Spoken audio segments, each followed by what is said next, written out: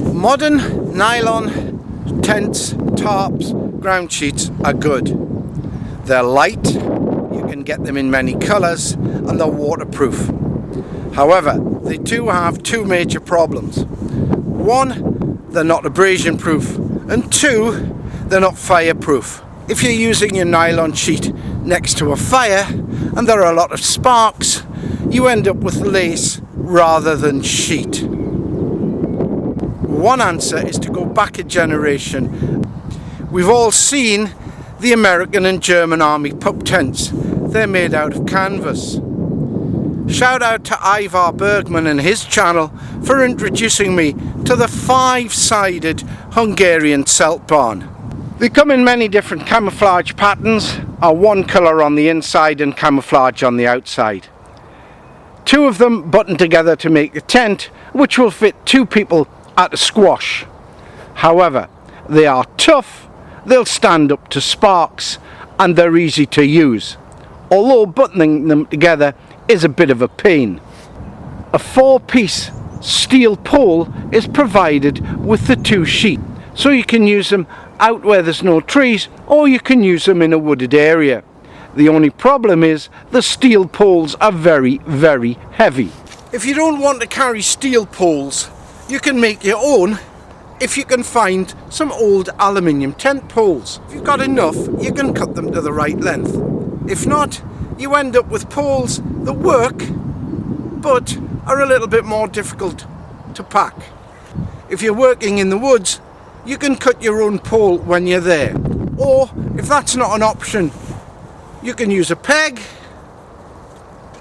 and some paracord and use the trees that are available. Put the peg on the inside of the 2 shelter sheets. Shove the string over a branch. Pull it up and tie it off.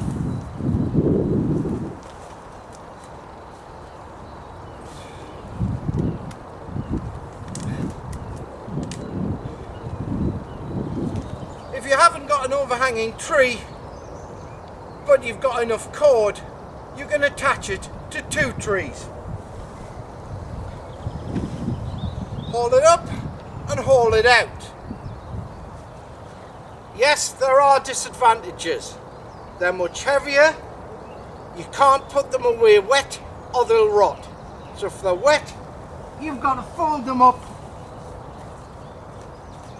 take them home and dry them out. We can use the aluminium poles just as good as steel ones, and they're a hell of a lot lighter.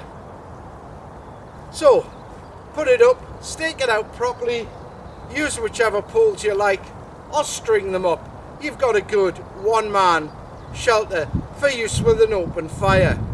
If you button the 2 sheets together in a slightly different configuration, you have a big space, which is great for making a low level hide for things like bird watching.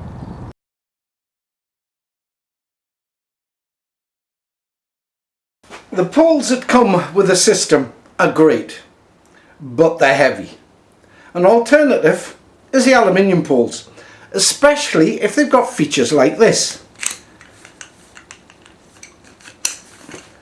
So you can extend them in rough ground. However, if you haven't got access to aluminium poles, it's quite expensive to go out and buy them.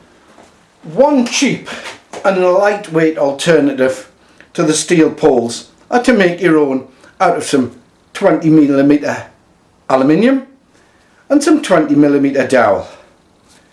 Cut the pieces to the right length and then sort them out. First thing to do is to make the dowel slip into the tube and then make the other end the same, so you can use all parts as a base by putting on a walking stick rubber. For this you need a pencil and a sharp knife. Take the knife and score it by moving the dowel forward and back. Carefully put the knife into the groove and shave off a small piece. Remember, you can always cut wood off, but you can't cut it back on. When you think you've shaved enough off, try the dowel. The dirty marks will tell you where you need to cut off more. Then give it another try.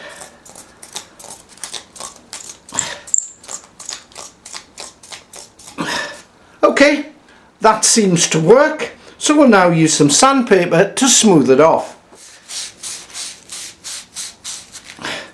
And then give it another try. Yep, it fits. It's a bit of a friction fit. That's just what we want. To fix the connector, we use some contact glue.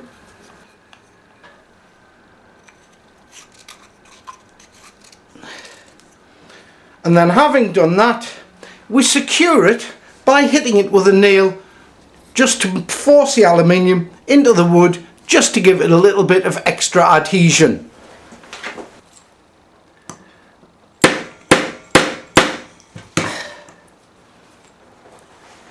It doesn't need to be much, just enough to stop it coming out. On the top piece, we put a band of metal to stop the wood expanding, drill a pilot hole and put in a screw. The plain shank won't damage the cord, and the domed end will help everything to stay together. If there's not big enough, we can just put in a bigger screw.